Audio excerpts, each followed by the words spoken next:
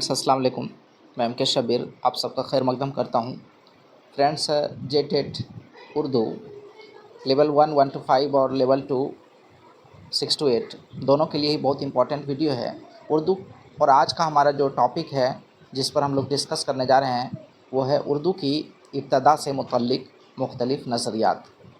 उर्दू की इब्तदा से मुतल्लिक अगर नज़रियात की बात करें तो हम लोगों ने एक और वीडियो में इसे शॉर्ट में देखा था, लेकिन काफ़ी शॉर्ट में इस पर हम लोगों ने डिस्कस किया था। तो आज हमारी कोशिश है कि इसको मज़ीद लॉन्ग फॉर्म में अच्छी तरह से इसको हम लोग देख लें। तो फ्रेंड्स, इस वीडियो के ज़रिए हम लोग को ना सिर्फ ये बात पता चलेगी कि उर्दू के इब्तदा से मुतल्लिक जो मुहक्किकीन हैं उनका क्या नज़रिया है, और बल्कि हम लोग ये भी जानेंगे कि उस नज़रिए को उन्होंने अपने किस तसनीफ़ में, किस तख्लीक में, किस बुक में उन्होंने जगह दी है। तो ये भी एक इम्पॉर्टेंट बात है। साथ ही उनका क्या कौल है ये भी हम लोग जानेंगे। तो उर्दू की इब्तिदा से चंद मुतल्लिक मुख्तलिफ़ नज़रियात आइए देखते हैं। उर्दू ज़बान जो आज दुनिया की चंद तरक्की याफ्ता ज़बानों में से एक है, उसे मारिज़ वजूद में आने के लिए मुख्तलिफ़ मराहिल से गुज़रना पड़ा। ज़बान कोई यूँ ही पैदा नहीं होती और तरक्की करके अपने ऊंचाई तक पहुंचना, एक मुकाम हासिल करना और आवाम की पसंदीदा जवानों में से बनना, ये कोई आसान काम नहीं होता और ये कोई एक दिन दो दिन में नहीं होता, बल्कि इसके लिए कई मराहिल से गुज़रना पड़ता है और तब जाके एक ज़बान बनती है। वह कौन सी मुकामी बोली थी जिसकी बुनियाद पर उर्दू की आलीशान इमारत खड़ी हुई। और जब भी कोई ज़बान बनती है तो उससे पहले वो बोली की शक्ल में आती है और फिर उसमें कई तरह की तब्दीलियाँ आती है और उनको एक तरह से क्या कहते हैं कि सजागते हैं, संवारते हैं और तब जाके वो ज़बान का शक्ल इख्तियार करती है। और इस बोली का ताल्लुक़ हिंदुस्तान के किस इलाके से था, इस मसले पर माहिर लिसानियात के दरमियानी काफ़ी इख्तलाफ पाया जाता है जो दर्ज झेल है। अब ये बोली जिस पर उर्दू ज़बान की बुनियाद खड़ी है, तो ये बोली आखिर किस इलाके से ताल्लुक़ रखती है, तो इसके मुतल्लिक़ अगर देखें तो उर्दू ज़बान के जो माहिर लिसानियात हैं उनमें बहुत इख्तलाफात हैं। अलग अलग जो माहिर लिसानियात हैं उन्होंने इसकी जो पैदाइश की जगह है उनको अलग अलग जगह बताया है। मोहम्मद हुसैन आज़ाद की अगर बात करें तो मोहम्मद हुसैन आज़ाद ने उर्दू का इब्तदाई सरचश्मा ब्रज भाषा में तलाश किया है। किसको कहा है? ब्रज भाषा में तलाश किया। उनका कहना है कि इतनी बात हर शख्स जानता है कि हमारी उर्दू ज़बान ब्रज भाषा से निकली है। ये कौल है किसका? मोहम्मद हुसैन आज़ाद का। ये पूछा भी जाता है कि इतनी बात हर शख्स को पता है, हर शख्स जानता है कि हमारी उर्दू ज़बान ब्रज भाषा से निकली है। ये किसका कौल है? मोहम्मद हुसैन आज़ाद का।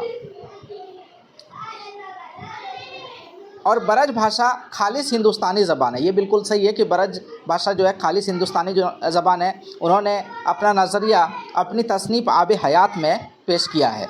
अब ये नज़रिया जो है कि उर्दू जो है ब्रज भाषा से निकली है, ये मोहम्मद हुसैन आज़ाद का नज़रिया है और इसको अपनी किस तसनीफ़ में जगह दी है? तो आब हयात में। किस में?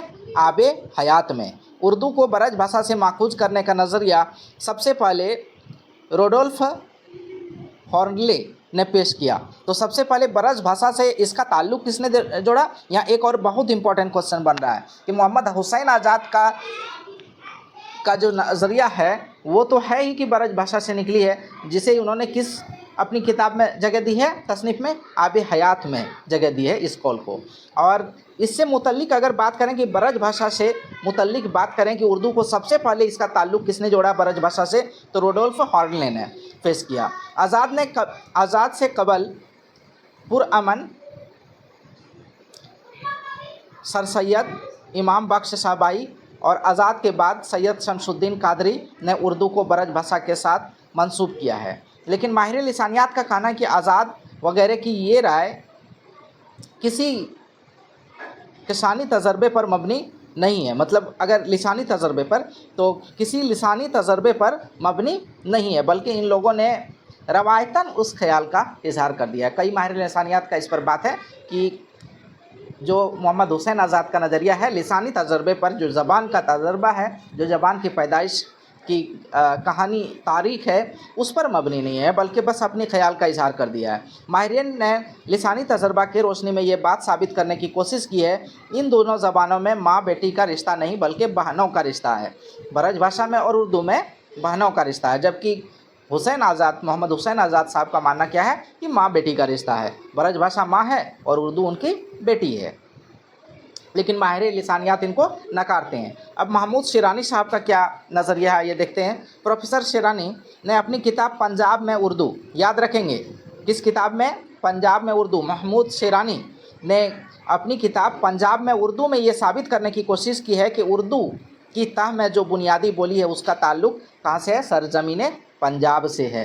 महमूद शिरानी का क्या नज़रिया है कि उर्दू की पैदाइश कहाँ हुई, पंजाब में हुई, और इस नज़रिए का इजहार ख्याल उन्होंने किस किताब में किया है, पंजाब में उर्दू। तो ये यहाँ से ये क्वेश्चन भी बन जाता है, और एक क्वेश्चन ये भी बनता है कि पंजाब में उर्दू के तख्लीकार कौन है, तो महमूद शिरानी है, और पंजाब में उर्दू के तख्लीकार जो है महमूद शिरानी है, तो फिर जो है पंजाब में उर्दू का नज़रिया किसका है, वो महमूद शिरानी का है कि उर्दू की पैदाइश पंजाब में हुई। वो लिखते हैं कि उर्दू दिल्ली की कदीम ज़बान नहीं बल्कि वो मुसलमानों के साथ दिल्ली जाती है, और चूँकि मुसलमान पंजाब से हिजरत करके जाते हैं इसलिए ज़रूरी है कि वो पंजाब से कोई ज़बान अपने साथ ले गए हों। शिरानी ने अपने नज़रिए को साबित करने के लिए कुछ तारीख़ी शवाहिद भी पेश किए हैं, और साथ ही इन लिसानी खुसूसियात की निशानदेही की है जो पंजाबी और कदीम उर्दू के दरमियानी मश्तरक है।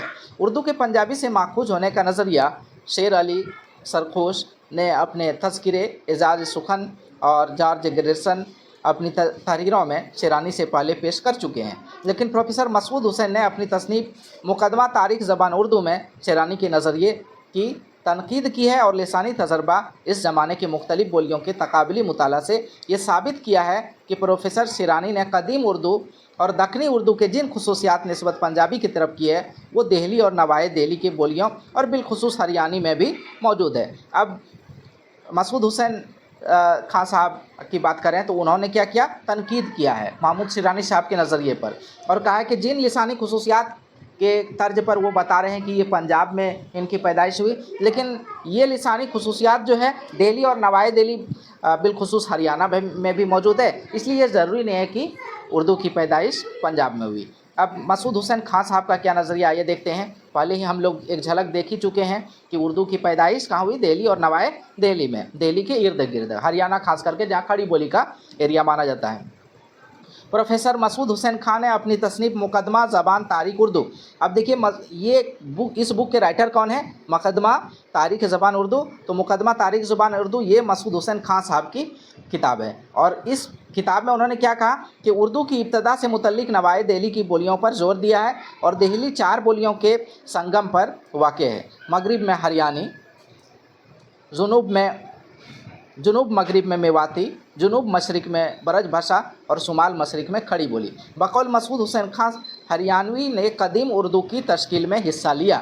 हरियाणी जो ज़बान है उनका कहना है कि इसने कदीम उर्दू, जो पैदाइशी जो उर्दू थी शुरू में, जो उर्दू की तारीख़ जहाँ से शुरू होती है, तो उसमें कहता है खड़ी बोली ने हिस्सा लिया है। खड़ी बोली ने जदीद उर्दू का डोल तैयार, हरियाणी ने लिया, और खड़ी बोली ने जदीद उर्दू का डोल तैयार किया।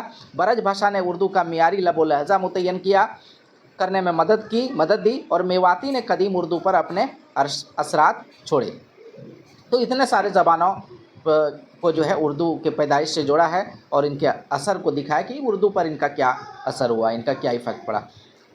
अब मसूद हुसैन खान ने इस नज़रिए की तायीद जुल ब्लॉक और डॉक्टर मोहिउद्दीन कादरी ज़ोर की तहरीरों से होती है, लेकिन इन दोनों माहिर लिसानियात ने सिर्फ हरियाणा की अहमियत से मुतल्लिक बाज़ इशारे किए हैं, जबकि मसूद हुसैन खान ने लिसानी तजुर्बों पर परख कर उसे मुस्तकिल नज़रिया के तौर पर पेश किया है। अब सैयद सुलेमान नदवी साहब का क्या नज़रिया है। सैयद सुलेमान नदवी साहब ने अपनी तसनीफ़ नुकूसे सुलमानी, क्या नुकूसे सुलमानी, ये किसकी किताब है, सैयद सुलेमान नदवी साहब की, मैं उर्दू की जाए पैदाइश कहाँ करार दिया है, सिंध को करार दिया है कि उर्दू की पैदाइश कहाँ हुई, सिंध में हुई। सैयद सुलेमान नदवी साहब का नज़रिया है ये।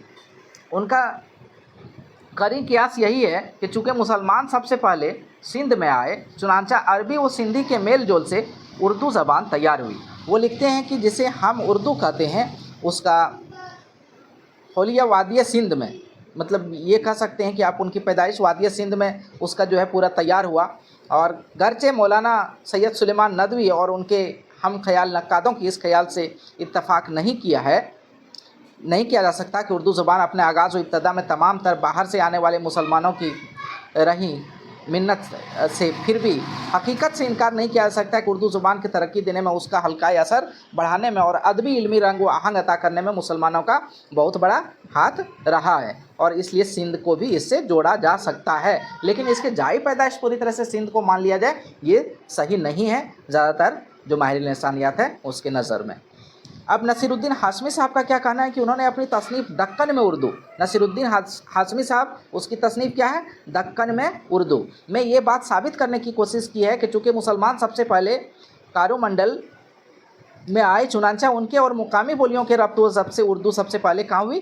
دکن میں پیدا ہوئی. دکنی اردو ہم لوگ دیکھتے بھی ہیں کہ ان کی زبان تھوڑی سی الگ ہے، لیکن ان کی یہ بات صحیح نہیں ہے کیونکہ جو مسلمان دکن میں ہیں ان کی زبان عربی تھی. دکن کی زبان دراوڑ تھی. عربی اور دراوڑ زبان سے ربط سے ایک تیسری لسانی خاندان ہند آریائی کی بولی کا وجود میں آنا ممکن نہیں ہے. تو یہاں پر نصیر الدین ہاشمی صاحب کی کا جو نظریہ ہے کہ دکن میں پیدائش ہوئی اردو کا، وہ پوری طرح سے ممکن نظر نہیں آ رہا ہے، غیر ناممکن ہے. کیونکہ ایک تو وہاں جو وہاں پر آئے دکن میں مسلمان، تو وہ کیا تھے؟ عربی زبان ان کی تھی، اور دکن کی زبان کیا تھی؟ دراوڑ تھی. عربی اور دراوڑ زبان کے ربط سے تیسرے لسانی خاندان، یہ عربی ایک الگ لسانی خاندان ہے، دراوڑ ایک الگ لسانی خاندان ہے، اور لیکن جو اردو ہے وہ کس لسانی خاندان میں ہے؟ ہند آریائی لسانی خاندان میں. اردو کس لسانی خاندان کی زبان ہے؟ یاد رکھیں گے، یہ کوشچن بھی بہت زیادہ پوچھا گیا ہے کہ اردو کس لسانی خاندان کی زبان ہے؟ ہند آریائی خاندان کی. عربی الگ لسانی خاندان، دراوڑ الگ لسانی خاندان کی زبان، تو پھر ہند آریائی خاندان کی پیدائش میں کیسے آ سکتا ہے ان دونوں کا؟ تو بات ختم ہو گیا کہ اردو کی پیدائش دکن میں بھی نہیں ہوئی. ڈاکٹر شوکت سبزواری، سہیل احمد بخاری، ان کا کیا نظریہ ہے یہ دیکھتے ہیں. ڈاکٹر شوکت سبزواری نے اپنی تصنیف داستان زبان اردو، یہ کس کی تصنیف ہے؟ ڈاکٹر شوکت سبزواری. سہیل احمد بخاری نے اپنی تصنیف اردو کے روپ، یہ سہیل احمد بخاری کی تصنیف ہے. اور ان کی تب میں گیان چندر جین نے کھڑی بولی کو اردو کا اصل قرار دیا ہے. گیان چندر جین جو بہت ہی مشہور ماہر لسانیات ہیں، انہوں نے کس کو اردو کا پیدائش میں سب سے اہم رول ادا کرنے کا جو ہے تمغہ دیا؟ انہوں نے کہا کہ کھڑی بولی، کس کو؟ کھڑی بولی کو اردو کا اصل قرار دیا. ان کا خیال ہے کہ اردو زبان کی تہ میں پائی جانے والی بولی دہلی، مغربی یو پی اور میرٹھ کے نواح میں پائی جانے والی زبان ہے، اور ان علاقوں میں بولی جانے والی زبان کھڑی بولی کے علاوہ کوئی دوسری زبان نہیں تھی. اب رہا یہ سوال کہ ان نظریات میں سے کون سا نظریہ صحیح اور زیادہ قابل قبول ہے. تو اس سلسلے میں کوئی قطعی بات کہنا آسان نہیں ہے. اس کے تجزیہ سے یہ ضرور کہا جا سکتا ہے کہ اردو ایک ہندوستانی زبان ہے، نہ کہ بدیسی یا غیر ملکی زبان. یہ تو بالکل نہیں ہے زبان، اور یہ نہ سندھ میں پیدا ہوئی، نہ جنوب پنجاب میں پیدا ہوئی، نہ جنوب پنجاب سے نکلی ہے، نہ برج بھاشا سے، بلکہ نواح دہلی کے بولیوں میں سے ہے. کہاں کے بولیوں میں سے ہے؟ نواح دہلی، مطلب دہلی کے آس پاس کی بولیوں سے ہی ان کی پیدائش ہوئی ہے. اور اس میں سب سے جو اہم رول ہے اس میں کس کی ہے؟ کھڑی بولی. یہ بات نکل کے سامنے آتی ہے. کھڑی بولیوں میں عربی فارسی الفاظ کی شمولیت اور کھڑی بولی کی ترقی یافتہ شکل اختیار کرنے سے زبان اردو کا آغاز ہوا. عربی اور فارسی زبان کو بھی اس میں شامل ہوئے، وہ ان کا بھی شمولیت رہا، اور کھڑی بولی اس کا اصل ہے. تو فرینڈس، ہم لوگ اردو زبان کی پیدائش سے متعلق جو اہم نظریات تھے ماہر لسانیات کے، اس کو ہم لوگوں نے دیکھا، ان کی بکس کے بارے میں دیکھا. ملتے ہیں نیکسٹ ویڈیو میں. اللہ حافظ.